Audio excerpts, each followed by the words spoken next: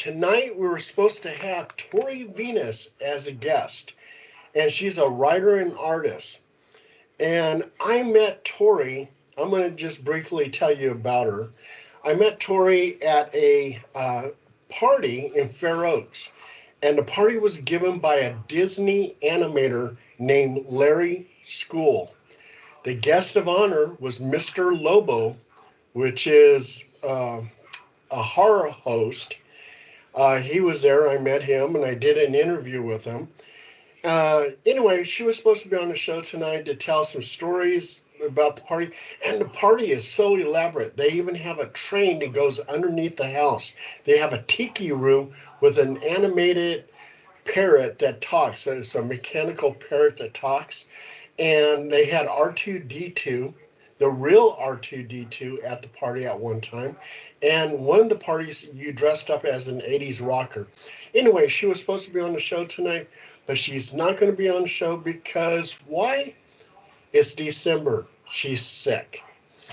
Thursday, we were going to have another guest, Omar, and I can't say his last name, but if you can pronounce that, he is the brother of KSMG, and they're getting, Tori's getting rescheduled, Omar's going to get rescheduled. And KSMG has about 1 million followers on YouTube. They were supposed to fly me to Randsburg on November 23rd at a ghost town to do a ghost hunt for KSMG because he's getting married, and that was going to be his bachelor party at Randsburg. And they're going to fly me from Sacramento International Airport to Los Angeles and then to Kern County Airport and then drive me over to that ghost town. But because of logistics and some budget problems, I didn't go. But I missed out on a good thing. So tonight, we're going to have a good show because we're going to just talk about anything and everything. And we got Phil over here. We got Zandine. And Phil, you know him as El Guapo. Zandine Smith, you know him as a Paranormal Soul Brother. And me, I'm the Demon Warrior. So anyway, I'm going to start off with Phil. And then Zandine's got some cool stuff about some UFOs. We'll get to that. Phil, what's been new with you? Talk about sick. Phil's sick. Oh, hey, brother. Just fighting the cold, I think, and normal migraine issues. Got cold here in Florida. Been down in the 40s, which is outrageous for the Sunshine State.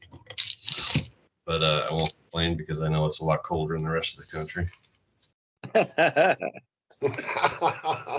And you have a cold or you have the flu? I hope it's not the flu. I don't feel like it's the flu, and I'm trying not to jinx myself. So, yeah, the flu is normally a lot worse. I think it's just a cold. It's kind of like, runny nose, sniffly, that kind of thing. I understand Zandine's got some UFO stories for us. Oh yeah. Oh, and before Zandine, before you start, I saw a picture of you with Billy Carson. How did you meet that guy? Going around to different UFO cons and going down and back and forth to LA when I would like to just go down and hunt and talk to people. I'd run into him. People were asking Jimmy Church. They said, who's got the footage? Who's got the UFOs? And Shelly and my friends, they'd always say, well, Zandine, he's got it. So they say, hey, Jimmy's looking for you, blah, blah, blah. And I'm like, really? So when I saw Jimmy at one of these functions, and he was telling me some of his, some really interesting stories of the places he had gone. And surprisingly, Jimmy Church has seen a lot of stuff, but you wouldn't know it the way he says it. But I asked him what was his favorite, or what was one of the most memorable things. And he talked about this green UFO that they were trying to film. I believe he said it went up.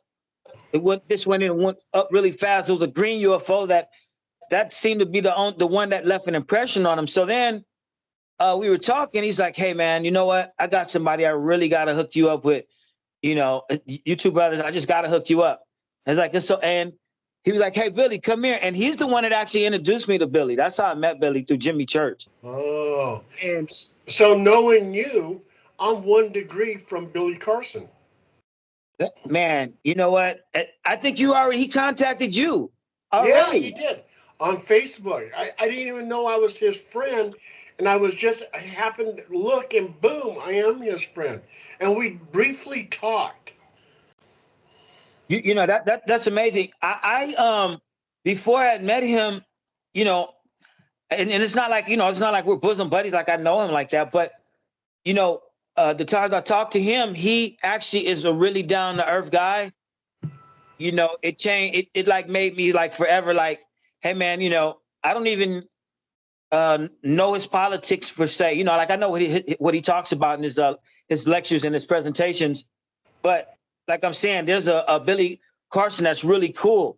Like, for me, I'm just, how are you off off stage or whatever you want to call it? And that dude, he's really cool. And also too, he's featured a lot on Gaia. Oh yeah, that's right. That's right. Yeah. He's a very intelligent gentleman. He knows a lot about ufology, Yes, and very well. I love his ideas, his thoughts. Uh, he's on the same level in brainwaves with you, me, Phil. I mean, yeah. Yeah. Oh yeah. Yeah. His right now he's about the emerald green tablets and a lot of Sumerian lore. He's like, he'll look at Nimrod in terms of Gilgamesh, and he'll look at Enlil as Yahweh. His thing is saying that, hey, the God that you think. And he also touched on some themes like what the Gospel of Thomas talks about, which is really like, the Bible is really the devil's book. He's tricked you to thinking he's God. There's a lot of that going around. You're saying that the fallen angels are us, and that we really don't understand like the real connection to the real God, the real light. And then they also talk about aeons, not angels. They talk about aeons, beings that are like light beings, like to the highest order, to where they explain Jesus as the manifestation of the highest one. There is no higher than, no improvement on. That person had a son, and for the way they make the migration of that energy to turn into a human form is pretty amazing. But that theme runs in all those different myths. And I'll give you an example. Like we talked about, even though Jesus and the Holy Christ and God the Christ and God, is the Trinity. There were Trinities, as we discussed before, but one of the main ones for this conversation is the one about Mithras, which will be Jesus, Ahura Ben Azat, and Ahura Mazda, the Father, Son, and Holy Ghost. They had a Trinity of the Persians years before. They were fighting Moses in the Old Testament.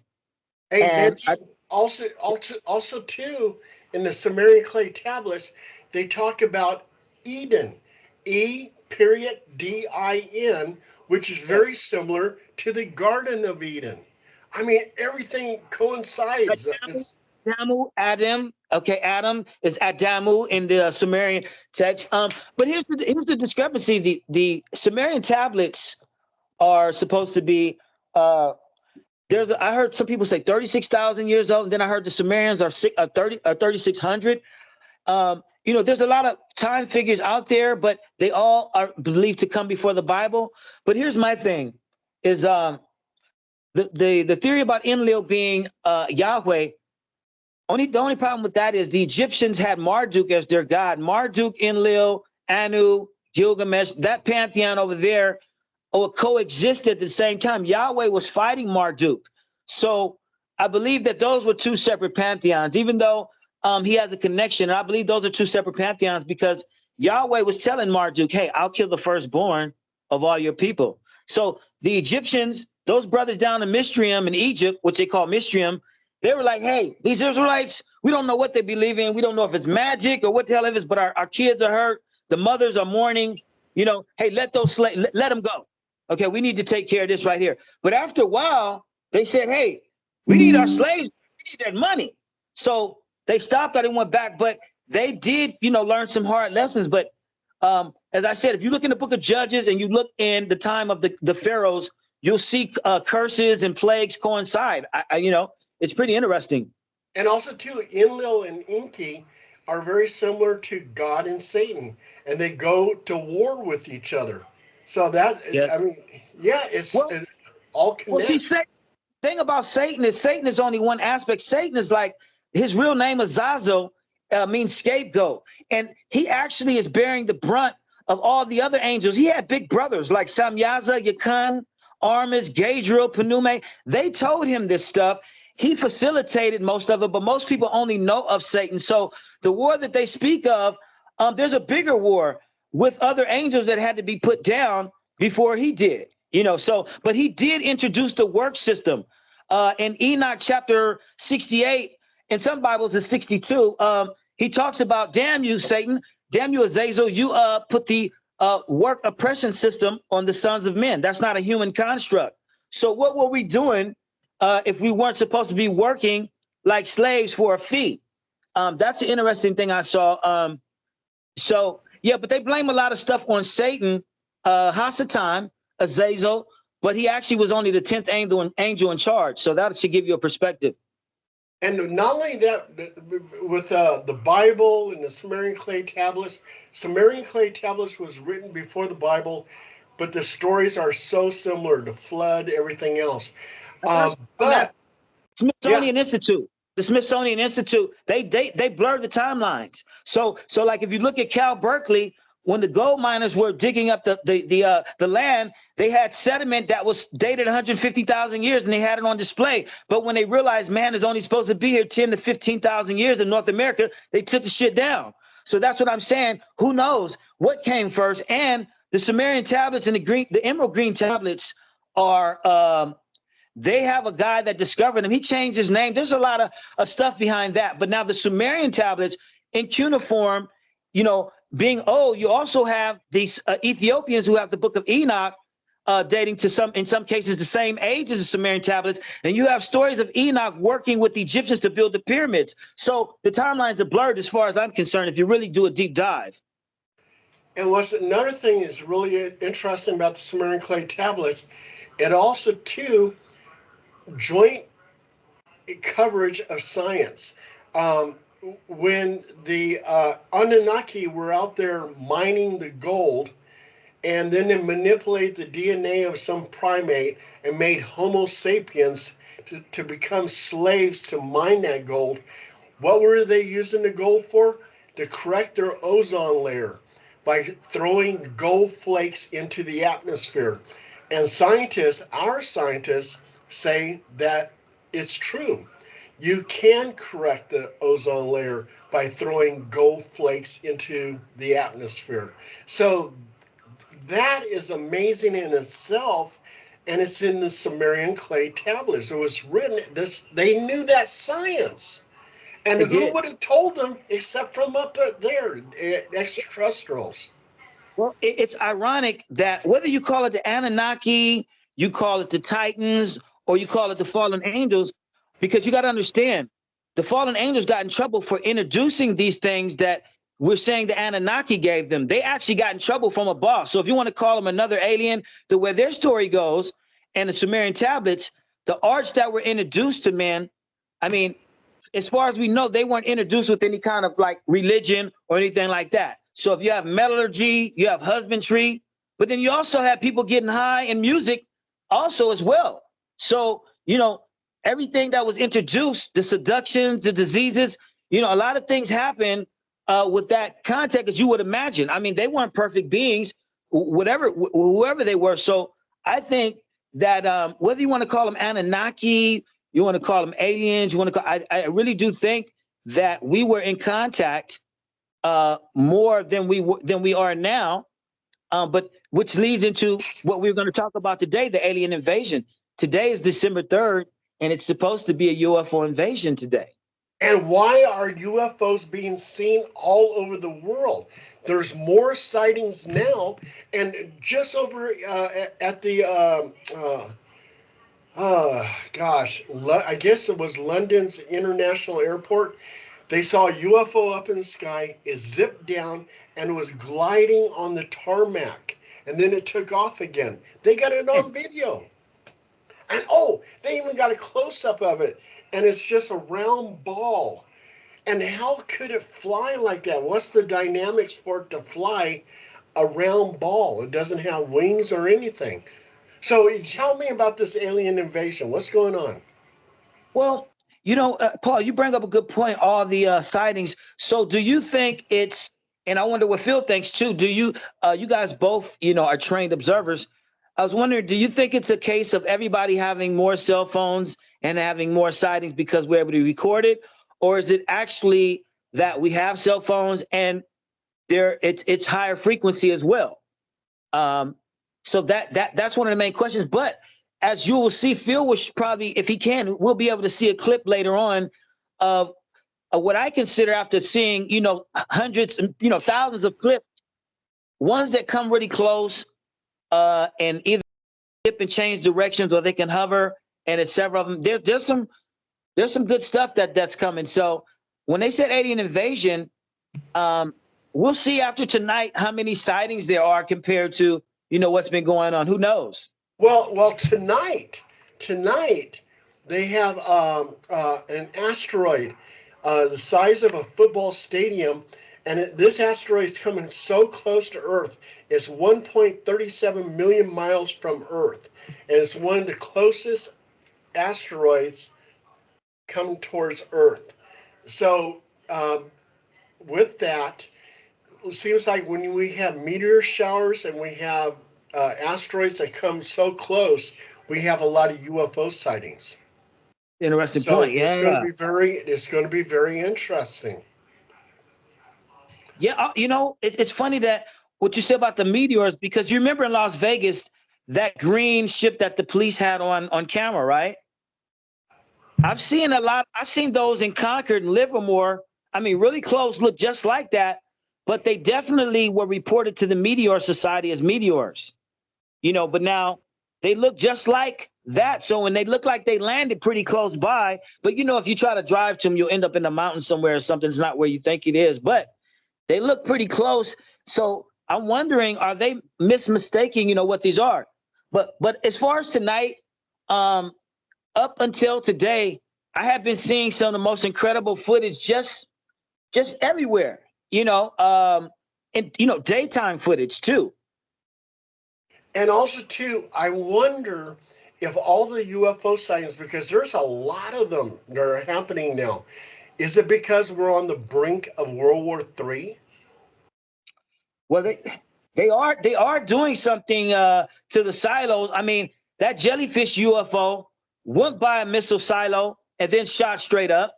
And then, as I said, Lieutenant Salas in 1967, March 14th, he has a book on the UFOs going to missile silos at different times. I mean, all at one time, starting them, the sequence. Nobody could do anything, and then it stopped the sequence. That's been that was rumored. Then he came out with that story, and now you have at least 100 stories of. As a matter of fact, in Congress, they just had 2 hearings where they testified. They had gentlemen testify, right? You remember that, right? Yes.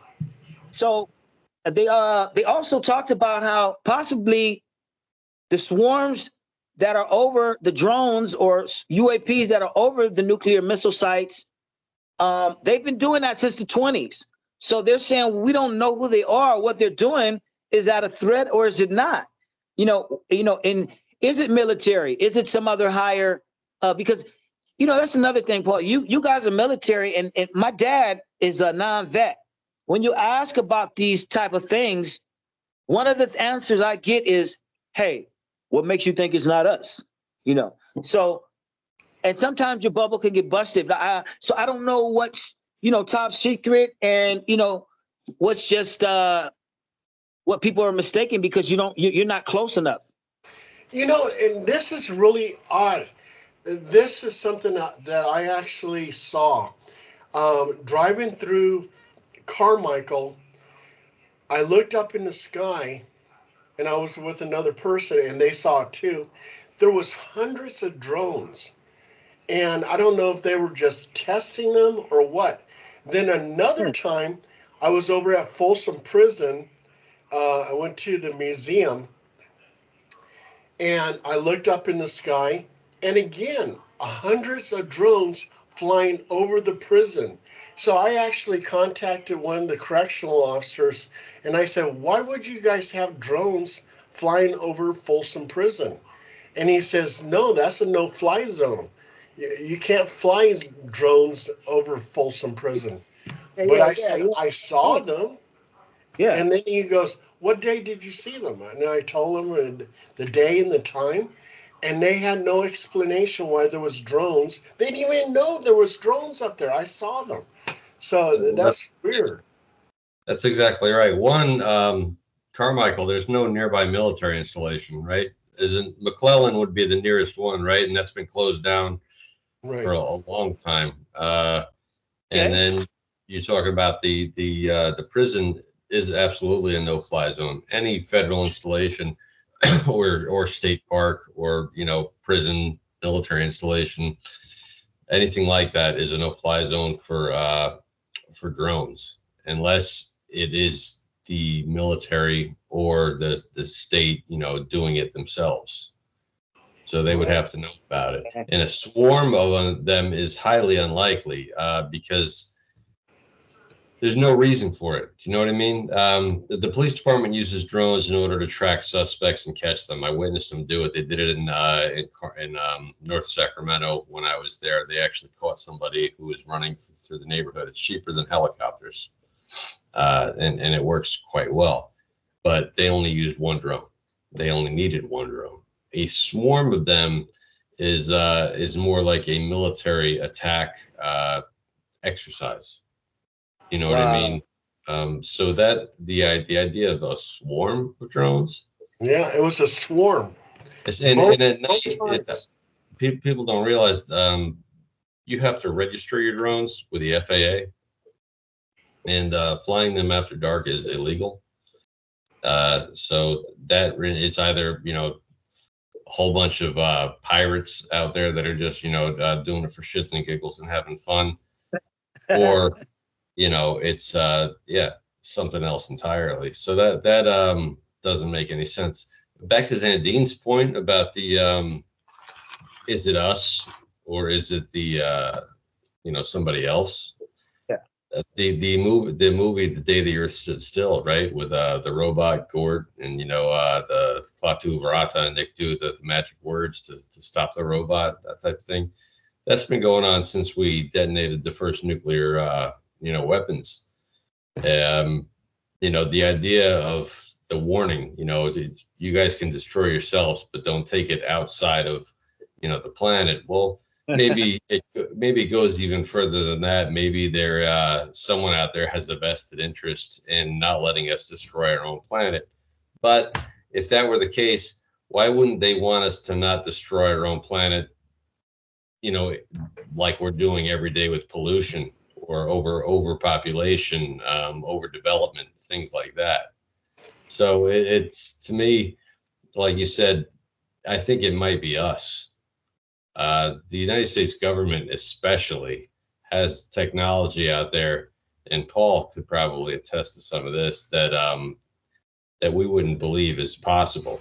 The drone technology that is now in civilian hands, I'm quite sure the government has had probably since the 1980s, and we didn't know about it. There's just the control of a drone. I have a drone in my closet that's 6 years old, and it can fly itself. I could sit in here and never leave my house and have it go out and then look at somebody's house, go up to 5 miles away, go up to 400 feet. If I wanted it to do something awful, like run into an aircraft up to 200 feet high, and do something terrible, it can do it. It can run 45 miles per hour. It can sit as steady as a tabletop. They are now making aircraft that you can climb into and has like, you know, 500 or 1,000-pound weight capacity, much more stable, much more safe than any helicopter out there. I'm sure the government has had that technology for at least 30, 40 years, and it's just now made its way into the civilian sector. So, Phil, Zandine, wait, I got to ask you guys both something. Yeah. My next door neighbor is a instructor of drones. And he goes to military bases and everything else with this drone technology. Should I ask him to be a guest on our show? sure. Heck yeah. Hell yeah. Okay, cool. I will. Hell yeah, that sounds really nice. I was just gonna say, Phil, about Bluebeam, Project Bluebeam. So the way you're thinking, so what do you two military gentlemen think about the Project Bluebeam, the where they create the false flag, or Oh yeah. AI doing it, people are, it's gonna be just as much that, if not all that as well. So people think, Yeah. if the mirages like we talked about in Las Vegas that are coming out the hotels that, the top of the roof, like the delusions look like so real. So, I mean, how can a Project Bluebeam or real or military? You're not supposed to. You're not supposed to know. That's exactly the point of it. And I think World War II is a great example of that. This is fact. This isn't even conspiracy at this point. Is that when Pearl Harbor was bombed, conveniently all the aircraft carriers were not there. Were not at Pearl Harbor. Now, aircraft carriers were what won the war. The battleships were largely just outdated technology. They were World War I technology. It was the aircraft carriers that won the war in the Pacific, and just conveniently, they were all out of port. They weren't there at Pearl Harbor when the Japanese bombed it. The lookout system for anybody who was approaching the island was a guy on a bicycle who was at the furthermost point of the island with a set of binoculars, which was, I believe, I'm guessing, a roughly 2-mile bicycle ride from there back to the nearest phone or whatever. And so he, with a set of binoculars, was watching the Japanese aircraft come over, had to hop on his bicycle and ride to the nearest phone and call up and say, oh, the Japanese were coming. Well, the Japanese Zero was at least a 200-mile-per-hour aircraft. And as it was coming across and him on his bicycle, it was just an absolute joke. President Roosevelt at the time had already sent over millions of dollars in munitions to Europe because Europe was getting its ass kicked. The Nazis were bombing. They had already bombed the hell out of France. The Germans were already in Paris. They what do you call it? And they were already sending buzz bombs into London. London had evacuated all of its children. It really looked like the last remnants of free Europe were just falling, and it looked like London was next and England was going down. And so we needed an excuse to fall into it. So we needed a strike. The strike, there was a letter that was found, that going to Mexico, where the Germans were trying to ally themselves with Mexico. That was part of it, but then we needed more than that, and that was the Pearl Harbor thing. And so we basically left ourselves open, but we didn't want to leave ourselves disabled. So we sacrificed battleships, some older battleships, and we sent our most important weapons, which were the aircraft carriers, out to sea, and we let it happen. So that was a false flag. So it happens. It happens it has happened before. It will happen again. And anytime we need an excuse to go to war, that type of act is going to happen. And if we can fake it with AI technology, then why not? Nowadays, I don't even know if we need to fake it, though, because society has changed. We used to have to do the honorable thing by creating that type of, bad guy. Now, it just seems to be okay to do a preemptive strike. I mean, it's laughable, but at the same time, it's not. If you go back to like late '90s pro wrestling, where it used to be Hulk Hogan was the good guy, and then Rowdy Piper was the bad guy, and then all of a sudden they entered the Attitude Era, where Babyface. Yeah, there were no more bad guys and good guys. There was the Attitude Era, and the bad guy was the good guy because he was cool. The shit's changed. Now it doesn't matter. As long as you're the badass and you win, there is no good guy. There is no bad guy. You just have to win. So a preemptive strike is not necessarily a bad thing. I don't think we need the false flag anymore. Hey, have you guys been to the USS Arizona in Hawaii? I have not. I've seen videos on it. I would like to go. I've been there. Yeah, and I have me either, Phil. Yeah, and I've been there. And this is nothing about UFOs, but it's very haunted. USS Arizona, people see residual effects of the soldiers running. They've seen soldiers on fire, and these are ghostly apparitions. And also, too, a ghost named Charlie haunts the USS Arizona, and he will actually come up to you and whisper things in your ear. Yeah, Paul, I've been there, and it was very interesting. Very interesting. And that is interesting. You know, before I get to, I want to ask you, when you because you have been in the military, when I ask you about UFOs, you're like, hey, Zandine, did it change direction? Did it, move? Now, the ones that you saw, like say maybe 70s or 60s, the ones that you saw that changed, the real ones. Do you think by that time and ones before that we had the technology for a human to survive gravity like that? What is your opinion on that? Because those terms, when they go like that, and I heard the real society had came up with a gravity pocket within a gravity pocket so that the pilot wouldn't be affected. But I don't know if that's real or not. And that was from the 40s. But I'm wondering, because that's the only thing that makes me think, wow, do we have that type of technology? But then again, like you said, we could have stuff so far advanced. But I want to know, in your professional opinion, what do you think about that, man? Do we have that type of technology at that time, you think? I mean, Bob Lazar, he was at S4 Area 51, and he was doing reverse engineering on UFOs. And from a lot of his interviews and stuff like that, it seems like we couldn't figure it out.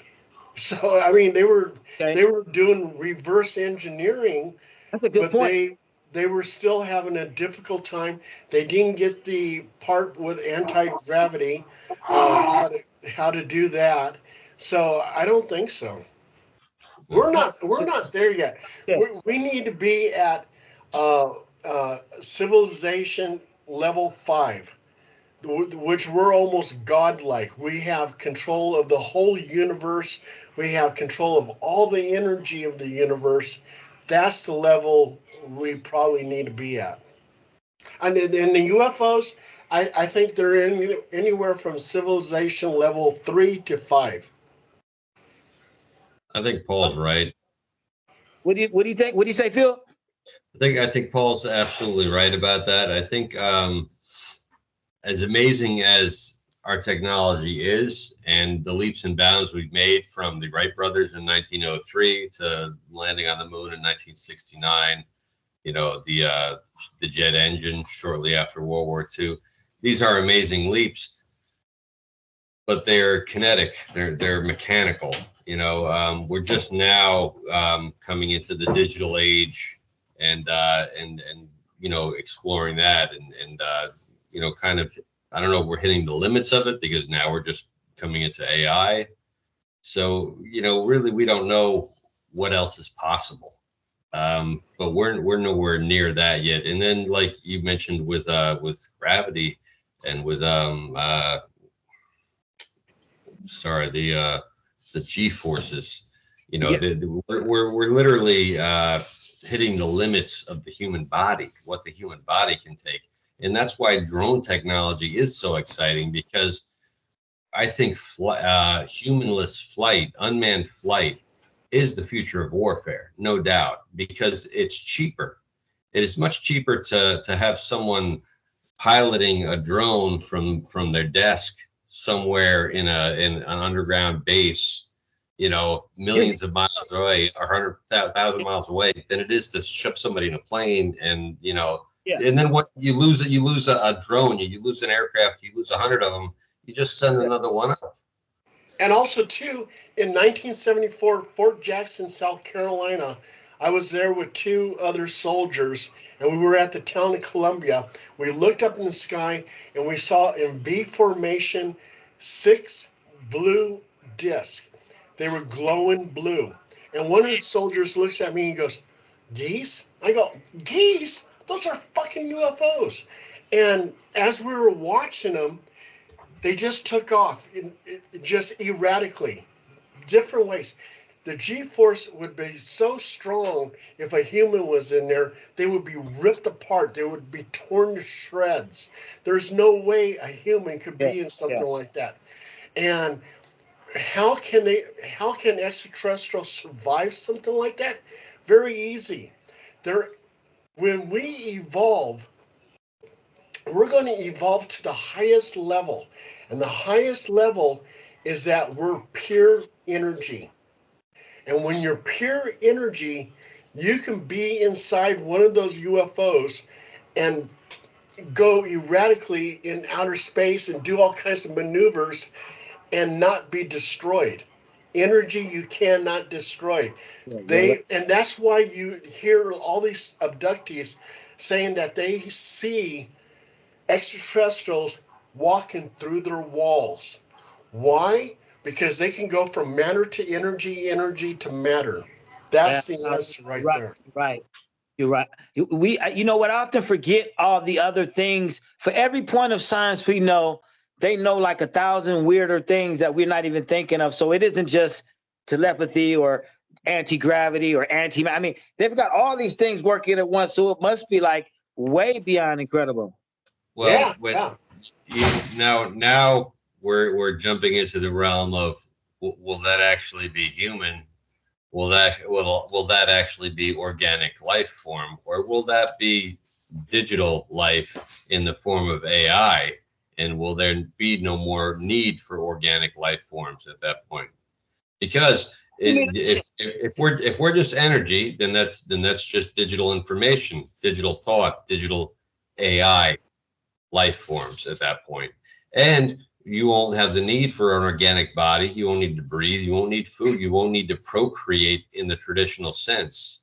So, yeah, I think we won't be human anymore at that point. We won't be organic. And scientists have said that when we evolve, we are going to evolve into a pure energy being. We will be like spirits. Well, I wonder if that's what they actually meant, though. Did they mean something more romantic, like like Jesus, ascending to through in a spiritual sense, or did they actually mean that we're going to be replaced by the machines that we create? Well, see, that's interesting you say that, because the blood is supposed to have one drop is supposed to have 13 billion years of information. Well, they can take it, upload it, take it, modify it, and then upload it back into you. Like they're talking. Billy Carson was actually talking about that. So if we go to an energy thing, which I've heard about, if it's really to that level, they talk about those level 6 beings. Where, like, I remember hearing one soldier talk about a level 6 being was a blue, almost like a blue octahedron, some crazy sided shaped figure. But he said that the voice is really calm. He said that what the questions that he asked and the presence of this, the magnetism, everything felt pleasant compared to the grays. Yeah, yeah. I understand what you're saying, and as far as what my puny human brain can grasp, I've been working in IT roughly since about 1993, right?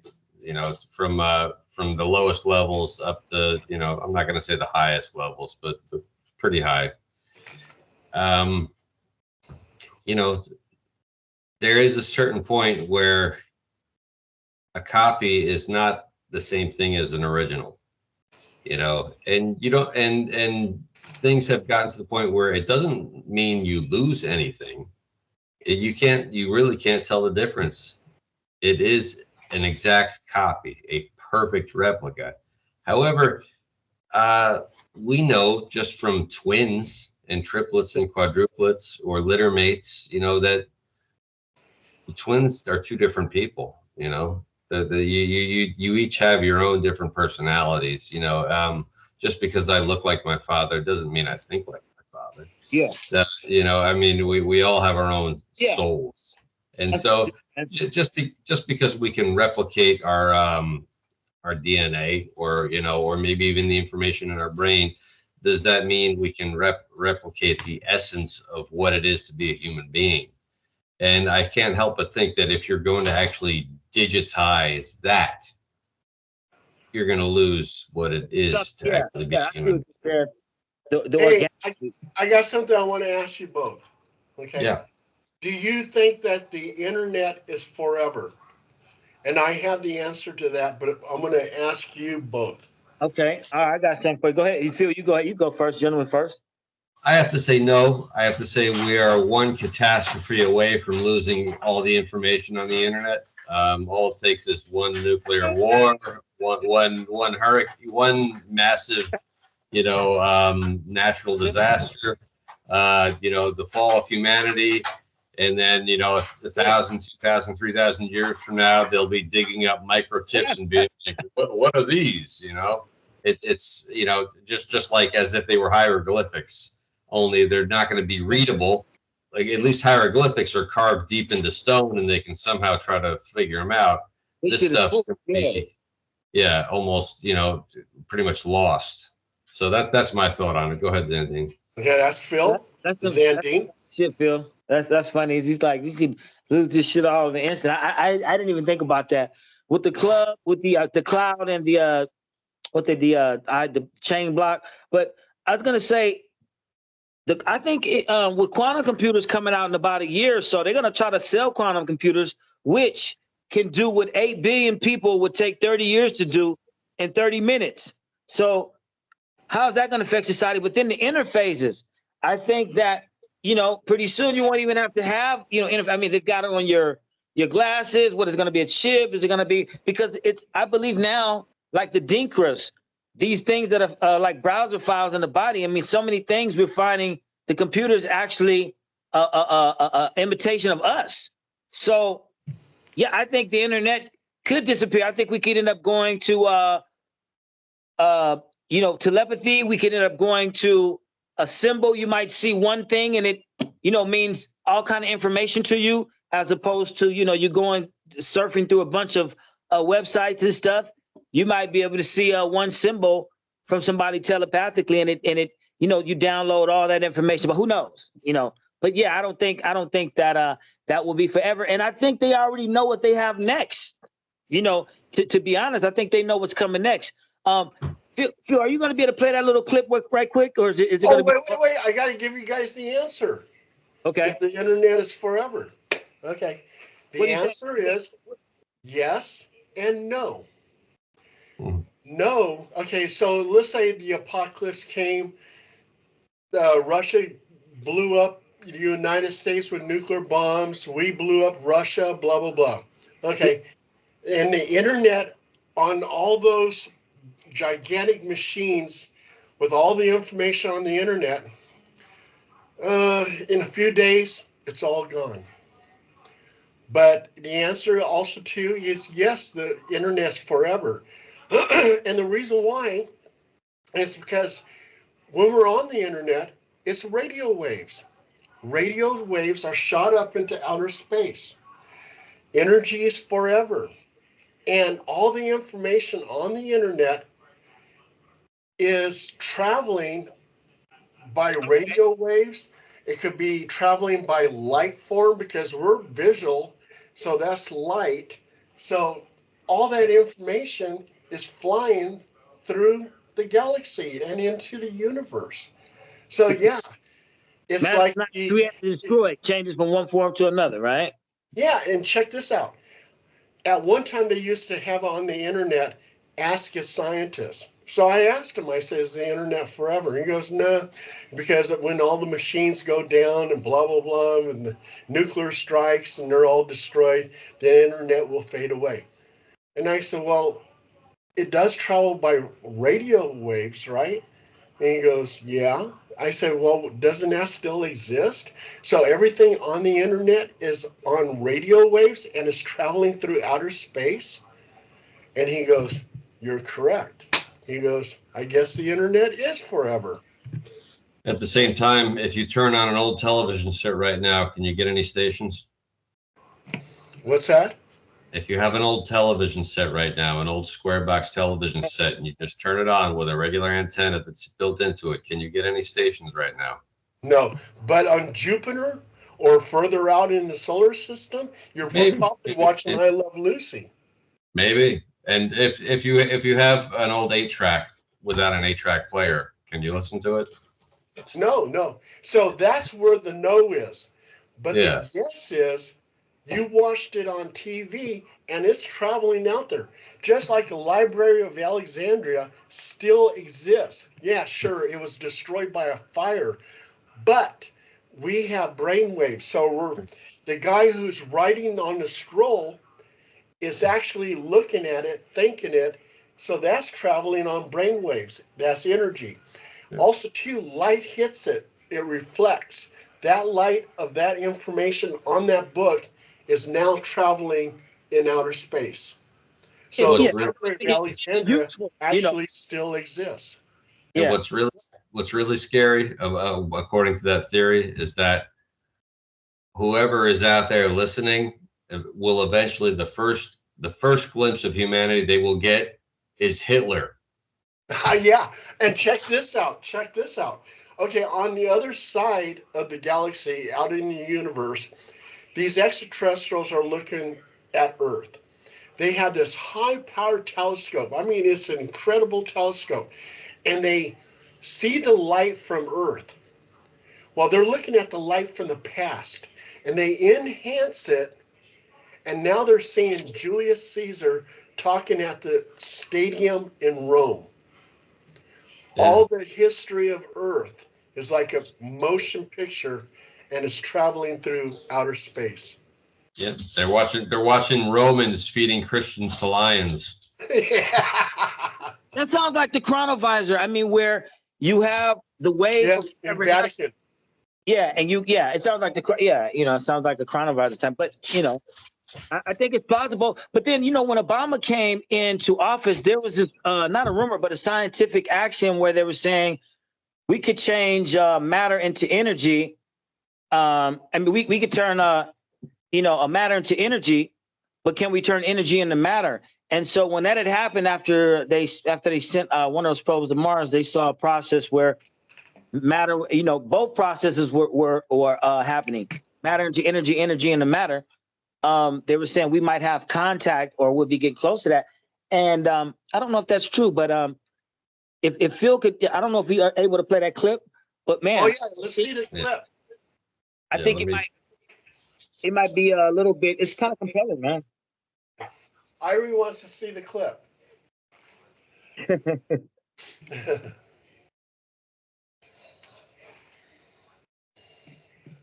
Thanks, Phil. That's cool. Dang. That is cool. Wow. Where's this taken at, Zandine? This is in Arizona. Okay. Now, I know the sound's not coming up, but they had some little kid. So they're watching this. The wife is zooming in on it, and she's telling them she could see saucers. Now, the husband and the kid are going, "Mommy, look at the alien. Look at this." But then the husband gets kind of freaked out. And what will happen is the camera will go down for a second, but he sees them closer over the house. Now, there's those right there. They're fairly close. But now, in a second, okay, so he's talking about, oh, wow, there's some to the left and right. Now, the camera's going to, I think, briefly because he's spotting something over here now. He's gonna get spooked. Okay, now when they put the camera back up, you're gonna see one floating over the house. Now this one right here is pretty compelling. Look at that. Wow. And there's like 3 or 4 of them. She said, "Oh, it's a shit ton of them." So they're surrounded by him. She didn't even want to move. So there's more than. So I mean, this, and they're pretty low.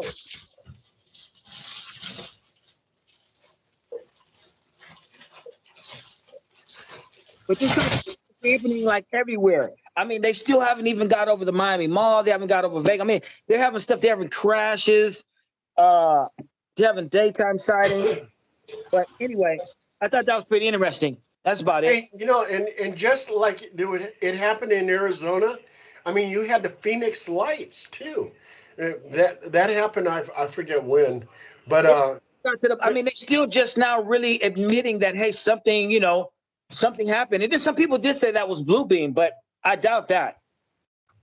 that is amazing. Amazing. What did you think of that footage? What did you think, Paul? Oh, that's incredible footage. But I wish I could show you on Coast to Coast AM.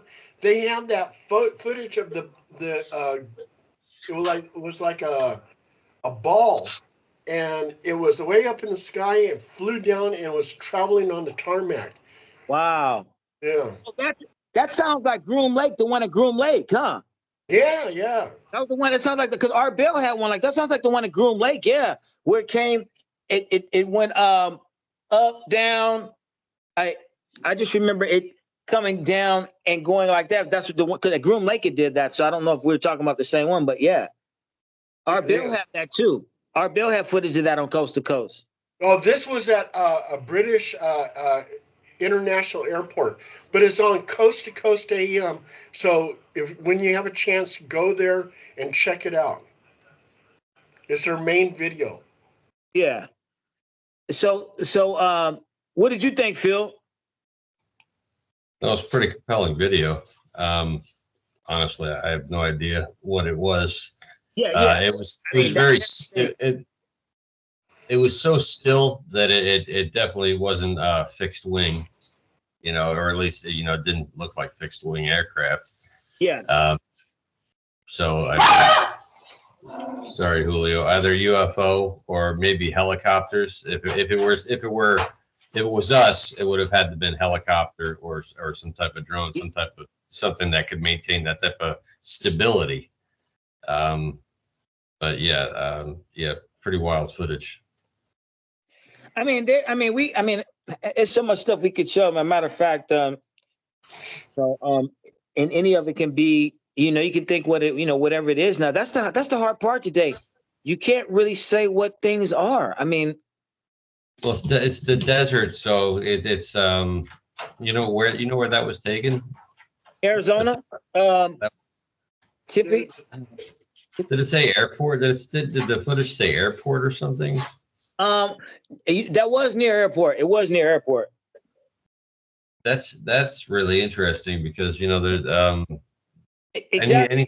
any type of aircraft that's highly monitored. You can't just fly in and out of an airspace there. Thank you. That's a hot spot. Thank you. It's a hot spot. You have Sedonia.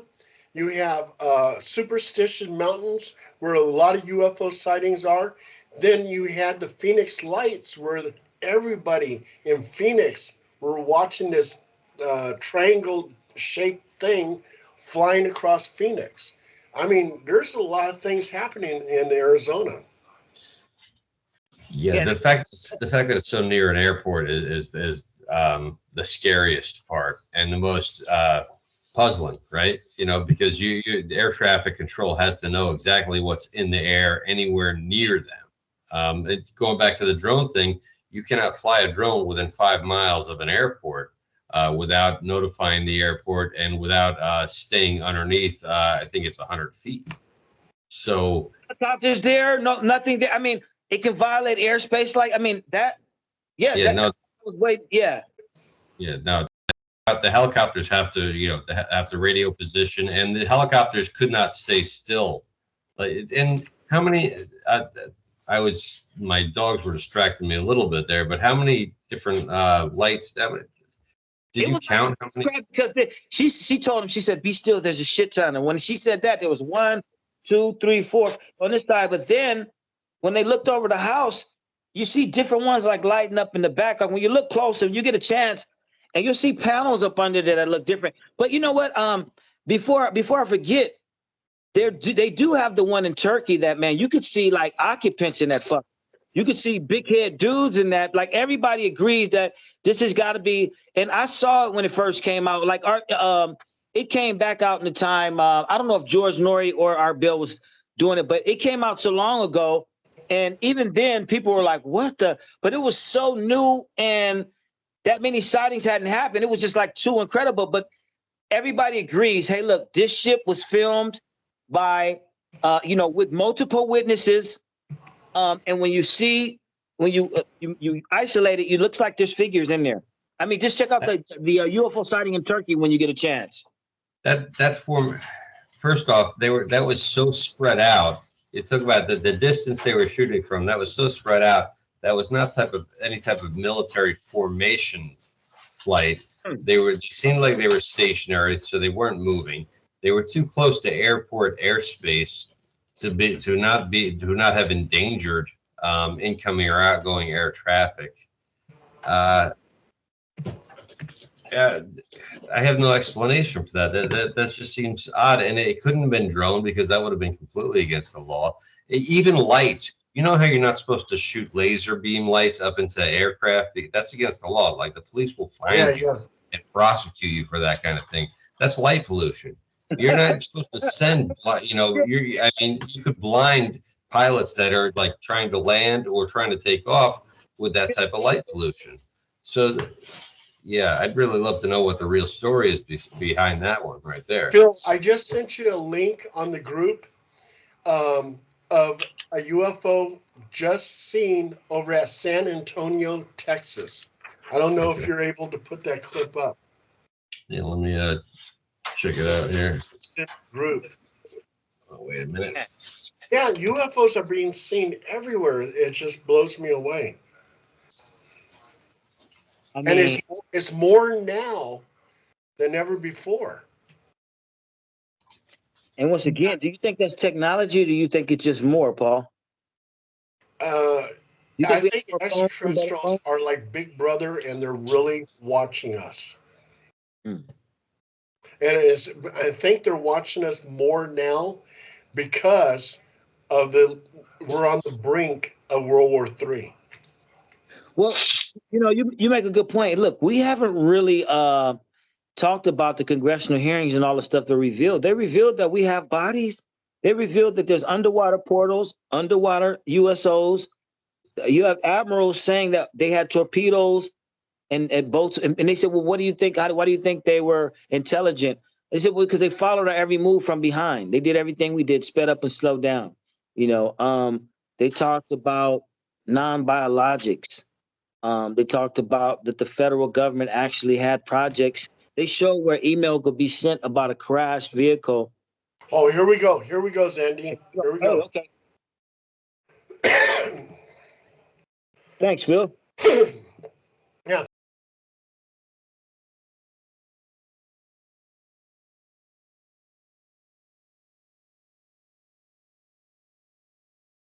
Can he expand it without it? It won't. We probably would have. Okay.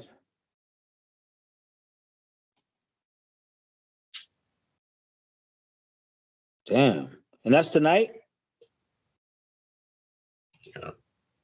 And Phil, when you click that square, does it? Oh, you did. You had it expanded. Yeah, you did. That was tonight then. Damn. Okay, so I wonder if that's part of the invasion, huh?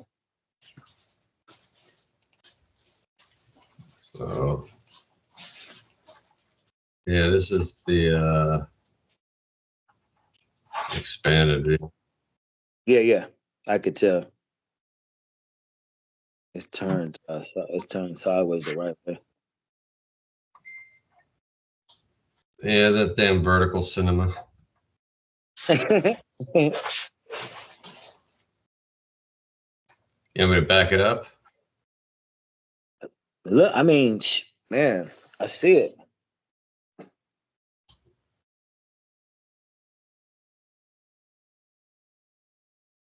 It's that classic Tic Tac. It's almost like the footage that I filmed a couple of years ago, except mine was broad daylight, and mine moved a lot faster.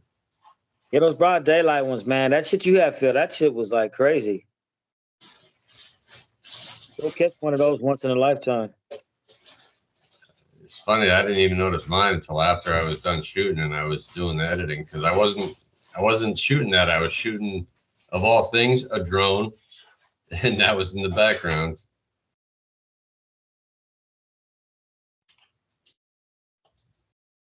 Yeah, that's crazy.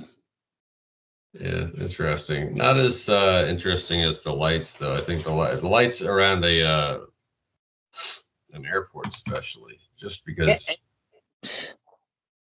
I only say that because for example, I was with my son at St. Augustine. There's the Castillo de San Marcos. Okay. And no, that's Kennedy dancing. Castillo de San Marcos is military and it's a state park now, but it's like probably the oldest military installation in this country, the oldest fortification in this country. It's literally a castle, and it was built by the Spanish. Hey, Sorry, Phil, Paul. Zandine. Okay, I just sent Phil on the group the globe that was seen on the tarmac. This one is going to blow you away. All right.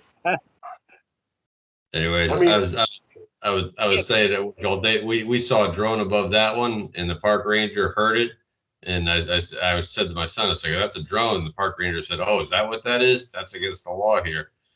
And yeah, the guy got busted. That's the first thing he said, huh?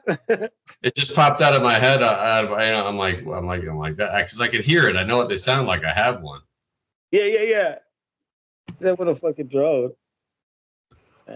He said, boy, wait till you see this one, Zandine. Huh? Wait till you see this one. The tarmac, he said it just, yeah, see the ones that you like when they do that change of direction. Okay, here we go. What's happening?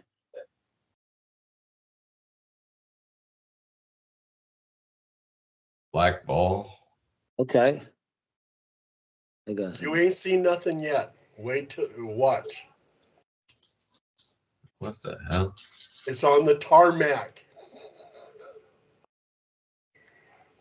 That ball right there? Yep. Yeah.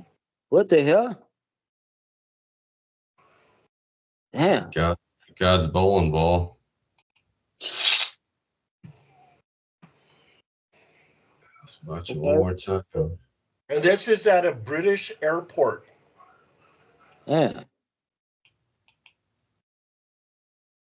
So.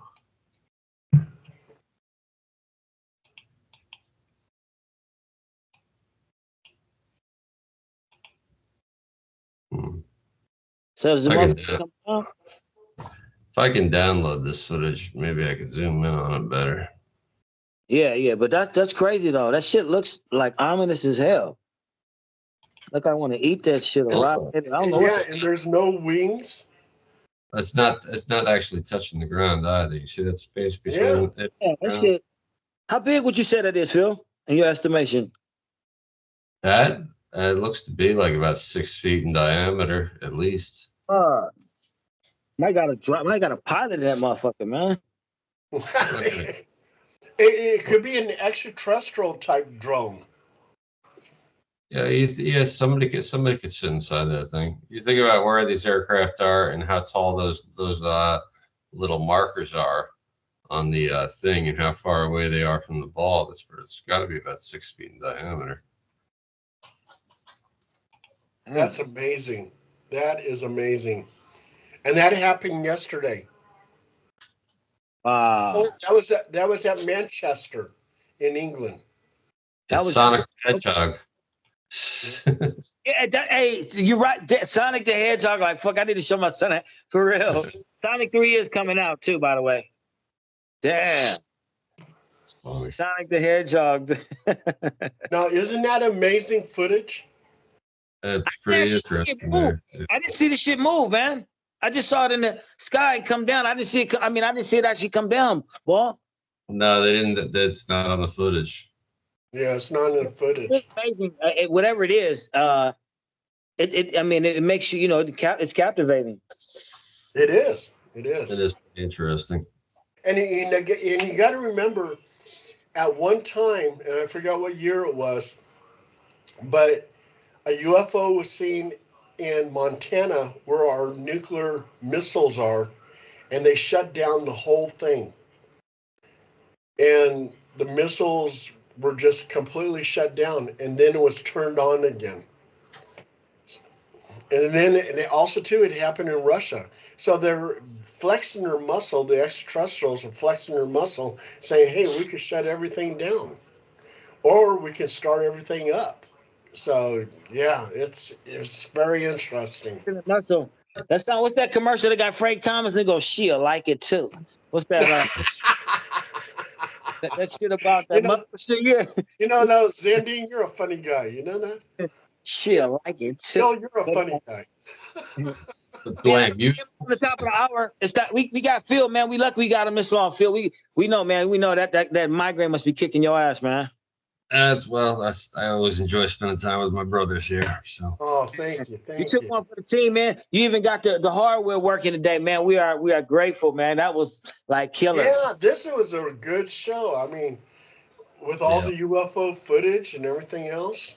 I would like to do a one with just us three in the future and go more into the religion thing that we were talking about earlier on in the episode.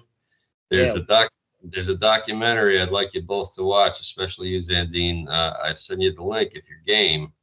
I'm game. It's called Zeitgeist, and I'll find the link and I'll make sure it's the right one. And it talks about the link between Christianity and astrology, and about the water bearer and the sun and Amen and Amen Ra and the water. It's pretty wild. I watched it a couple of years ago. Is Jordan Maxwell quoted at all in there? Jordan Maxwell? Damn, he might be. I know Joseph Campbell is quoted in it. Okay, Joseph Campbell. Okay, I'm familiar. Yeah, I'm familiar with all these. Okay, please, and I'd love to watch it. Yeah, it talks about the hero's journey, and so it's a pretty wild documentary. I mean, I'm going back at least maybe 15 years ago, probably I watched it, but it was one of those eye openers where it was just showed all these similarities between all of the religions and astrology and everything else, and the angels and everything else. And I thought, between the three of us, if we just did an episode talking about that documentary and the fact that almost every the very earliest religion started off with worshiping the sun, right? Which totally makes sense because that's what crops were based around. It lighted the sky. When the light went away, it was darkness and the animals and fear and everything else. And when eclipses came, everybody thought it was the end of the world. It was so that makes sense. And the fact that the Father, the Son, and the Holy Ghost, that type of thing. Yeah, I mean, yeah. Those literal interpretations I always found kind of interesting. So, anyways, I'll send you guys the link if you want to do an episode next time we have a guest fall out of pocket or whatever. I think we could do a good one on that. Yeah, that sounds. What do you think? Yeah, that sounds good. Sounds good. And also too, I'm going to talk to Gregory James, my next door neighbor, and he's the drone operator, supervisor, teacher of drones. So anyway, we'll get him on there too. Perfect. Sounds good. A telltale sign to know that it's not a fucking drone. So yeah, I want to talk to him. That'd be great. Yeah, that's what we'll call the episode. It's not a fucking drone. Hey, Phil, what are you going to call this episode?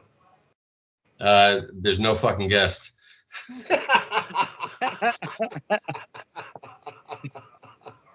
They'll be like, that is the guest. the unguessed. Yeah, right. All right, fellas. It's Appreciate that, Phil. Thank you, man. Appreciate it. Yeah, thank you, Phil. Thank you. guys. Thank you for hanging in. Yeah, no worries. It's been a great time. I know. You know what? And go get your fucking shit shine box. Now you can be on it. Don't get the wanker shirt though. I think Paul needs that shirt. Yeah. All right, brothers. Have a good night. Okay, you too. Thank you, gentlemen. Thank you. Thank you.